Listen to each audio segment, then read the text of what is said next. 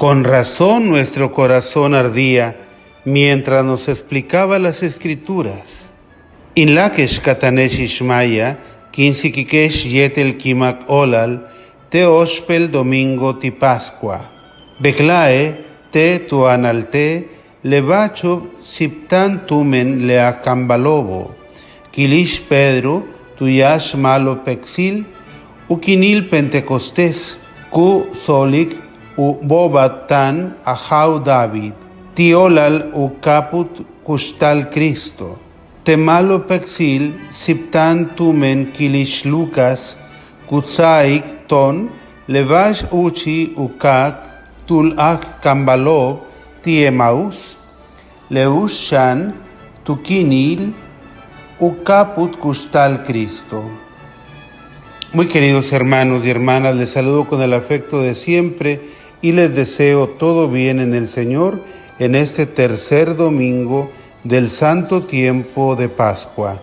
Hoy la primera lectura, tomada del libro de los Hechos de los Apóstoles, nos lleva al día de Pentecostés, a la primerísima predicación del Evangelio, con la buena noticia de la resurrección de Cristo de entre los muertos. Eran como las 9 de la mañana de aquel domingo de Pentecostés, cuando en torno a la casa donde se encontraban los apóstoles y los discípulos, se reunió una gran multitud de personas venidas de distintas naciones y hablando diferentes lenguas. Los convocó el fenómeno de los fuertes vientos que conducían a aquella casa, y el ver salir a los apóstoles y discípulos hablando y alabando a Dios, de modo que cada uno en la multitud entendía en su propio idioma. Los antes cobardes e ignorantes salieron de aquella casa llenos del Espíritu Santo, que se manifestó con las llamas de fuego que se posaron sobre cada uno de los apóstoles. Pero luego fue San Pedro quien ya afuera tomó la palabra para explicarle a la multitud lo que estaba ocurriendo. Dentro de su discurso habló del ministerio de Jesús, acreditado con los milagros que realizaba, y de su pasión, muerte y resurrección. Luego Pedro centró su discurso en la profecía que hizo el rey David más de 900 años antes, cuando dijo: «Por eso se me alegra el corazón y mi lengua se alboroza. Por eso también mi cuerpo vivirá en la esperanza, porque tú, Señor, no me abandonarás a la muerte, ni dejarás que tu santo sufra la corrupción del sepulcro. Pues en verdad el sepulcro del rey David permanece aún en Jerusalén hasta nuestros días». Pero en sus palabras, David abriga la esperanza que ahora sabemos que es para todo hombre, que la muerte no es para siempre, pero que además hay un santo a quien él estaba anunciando, el único que no conoció la corrupción del sepulcro, y ese es nuestro Señor Jesucristo. Sin la resurrección de Jesús, las palabras proféticas de David pierden totalmente su sentido y razón de ser. Claro que con el paso del tiempo, la Iglesia reconoció que Jesús tampoco permitió que su Madre Santísima conociera la corrupción del sepulcro, y esa realidad la Iglesia la ha venerado desde la antigüedad hasta nuestros días, que María fue luego llevada en cuerpo y alma al cielo. Pero el día en que Pedro predicaba esto, María se encontraba entre los discípulos, gracia plena del Espíritu Santo. Al final, aquella mañana, se convirtieron y bautizaron unas 3,000 personas. Nuestros cuerpos, que hoy viven amenazados por esta pandemia, pueden vivir en la esperanza, y esta esperanza debe mitigar el temor ante la posibilidad de la enfermedad y la muerte. Sí, los buenos cristianos no seremos los que niegan que todo sea falso, ateniéndose a teorías de conspiración o de engaño, ni seremos los que con temeridad violen las normas de seguridad, porque no queremos arriesgar a nadie con nuestra irresponsabilidad, sino que seremos los que mantendremos la serenidad por esta bella esperanza que ponemos en la resurrección del Señor, que nos alcanzará después de la muerte. Tenemos que aprender de lo que estamos viviendo y disponernos para lo que viene después de esta pandemia, pues no debemos regresar a lo mismo, sino que se impondrá la conversión personal y comunitaria. Para esto hemos de pedir al Señor, como ya lo hicimos en esta misa con el Salmo 15, enséñanos, Señor, el camino de la vida.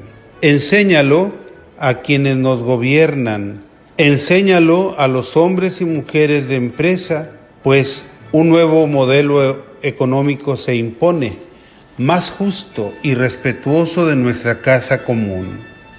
Enséñalo a los educadores para forjar una humanidad nueva, más fraterna y protectora de la vida, desde el primer momento de su concepción hasta el último segundo de su vida natural. Enséñalo a las familias para que no vuelvan a dispersarse ni alejarse tanto. Enséñalo a los individuos, pues cada uno puede recibir de ti la propia inspiración para el debido cambio de vida personal. De nuevo, Dios nos habla por medio del apóstol San Pedro, pero ahora desde su primera carta, y nos invita a todos los que llamamos Padre a Dios, para que vivamos siempre con temor filial durante nuestro peregrinar por la tierra. El temor filial es un santo sentimiento inspirado por el Espíritu Santo, que nos quita los miedos y nos inspira el respeto a la voluntad de nuestro Padre amoroso. La pandemia es una excelente escuela para aprender o reaprender ese santo temor de Dios. El Evangelio, según San Lucas, nos trae hoy el vibrante episodio de los discípulos de Emaús. Estos, el mismo primer día de la semana, cuando Jesús ya había resucitado, y aunque las mujeres ya habían venido a la casa donde estaban encerrados para darles la buena noticia de la resurrección, ellos no creyeron y ya regresaban caminando por la tarde hacia su pueblo de Emaús, la distancia de alrededor de 14 kilómetros. Tal vez, si hubieran sido hombres quienes les trajeron la noticia, sí les hubieran creído. ¿Por qué Jesús los alcanza en el camino? ¿Se lo merecían con su incredulidad? Jesús miró en ellos a un par de ovejas descarriadas y mejor prefirió pensar en todo lo que antes habían dejado por seguirlo a Él durante 3 años, y en la tristeza que les pesaba en el corazón. No eran malos en absoluto, sino gente buena, y a la vez eran realistas ante el hecho del cuerpo destrozado de Jesús, como quedaban todos los crucificados. A veces, un realismo exagerado nos puede hacer abandonar la fe y la esperanza. Que no nos vaya a suceder lo mismo con esta pandemia. Seamos realistas, pero con esperanza. Durante el camino, después de que los discípulos le explicaron al desconocido compañero de camino el tema del que platicaban entre sí, Jesús les comienza a instruir sobre todos los pasajes del Antiguo Testamento que anunciaban su pasión, muerte y resurrección. Y como al llegar a Emaús, Jesús finge que iba a continuar su camino, ellos lo invitan a quedarse en su casa porque ya era tarde y comenzaba a oscurecer. Y el texto dice de una manera muy sugestiva, y entró para quedarse con ellos. En medio de esta pandemia, en todas las casas, con todas las familias que estén invitando a Jesús a quedarse con ellos, no se hará del rogar y entrará para quedarse con ustedes. Viene a continuación el bellísimo momento en el que al sentarse a la mesa, Jesús toma un pan, pronuncia la bendición, lo partió y se lo dio. Y en esa Eucaristía doméstica lo reconocen y Jesús desaparece de sus ojos y se queda en su corazón para siempre. Y ellos se decían el uno al otro: con razón nuestro corazón ardía mientras nos hablaba por el camino y nos explicaba las Escrituras. Y el argumento de la oscuridad no los detuvo para regresar de inmediato a Jerusalén, para reunirse con los apóstoles y demás discípulos y escuchar lo que ellos, llenos de gozo, les compartían. De veras, ha resucitado el Señor y se ha aparecido a Simón. Aquí se refuerza nuevamente el liderazgo de Pedro, cuyo testimonio es indispensable y determinante. Ellos, por su parte, compartieron su experiencia de cómo Jesús caminó con ellos y cómo le reconocieron al partir el pan. Llegados a esta fase 3 de la pandemia, pidamos al Señor la fortaleza para perseverar en la paciencia y en la obediencia a nuestras autoridades.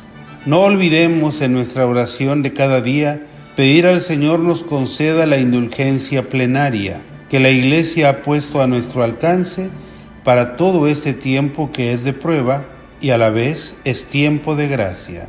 Sea alabado Jesucristo resucitado.